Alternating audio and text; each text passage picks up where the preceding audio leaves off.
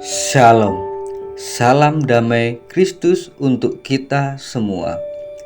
Romo, suster, bruder, frater, bapak ibu yang terkasih, saat ini Selasa 14 Juni 2022, hari biasa pekan ke-11 dalam kalender Gereja Katolik.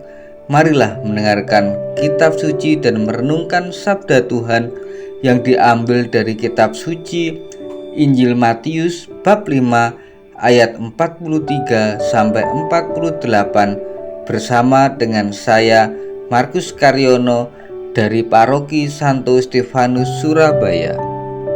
Marilah kita mempersiapkan hati dan pikiran dengan berdoa. Dalam nama Bapa dan Putra dan Roh Kudus. Amin. Allah Bapa yang Maha Rahim, besar kasih-Mu yang telah kami terima pada hari ini melalui kesehatan, bimbingan Roh Kudus, dan perlindungan yang telah kami rasakan. Ajarilah kami untuk setia menjadi murid-Mu melalui sabda-Mu yang kami dengar pada hari ini, sehingga kami layak membawa kabar gembira yang selalu menunjukkan ajaran-Mu dengan pengantaran Kristus, Tuhan dan Juru Selamat kami. Amin. Dalam nama Bapa dan Putra dan Roh Kudus. Amin. Semoga Tuhan beserta kita sekarang dan selama-lamanya. Inilah Injil Yesus Kristus menurut Matius. Dimuliakanlah Tuhan. Dalam khotbah di bukit, Yesus berkata, "Kamu telah mendengar firman, kasihilah sesamamu manusia dan bencilah musuhmu. Tetapi aku berkata kepadamu, kasihilah musuhmu dan berdoalah bagi mereka yang menganiaya kamu. Karena dengan demikianlah kamu menjadi anak-anak Bapamu yang di surga, yang menerbitkan matahari bagi orang-orang jahat dan orang yang baik, dan menurunkannya hujan bagi orang-orang yang benar dan orang-orang yang tidak benar. Apabila kamu mengasihi orang yang mengasihi kamu, apakah upahmu? Bukankah pemungut cukai juga berbuat demikian? Dan apabila kamu hanya memberi salam kepada saudara-saudaramu saja, apakah lebihnya daripada perbuatan orang lain? Bukankah orang yang tidak mengenal Allah pun berbuat demikian?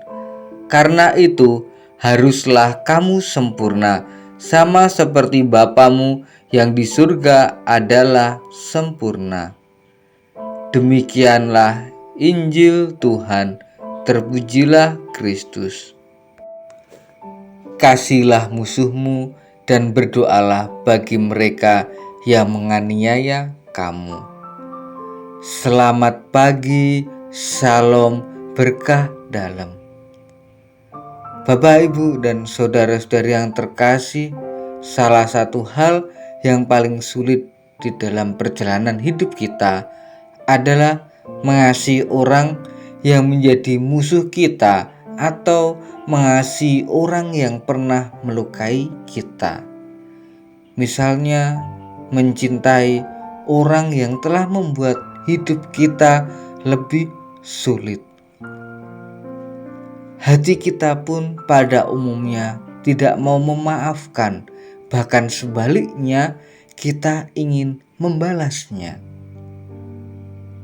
Mengapa kita mau mencoba untuk menghilangkan rasa benci dan dendam itu? Ya, agar kita sehat jasmani dan rohani. Tuhan mengajak kita membebaskan diri dari belenggu emosi negatif dengan memaafkan, dengan mengampuni.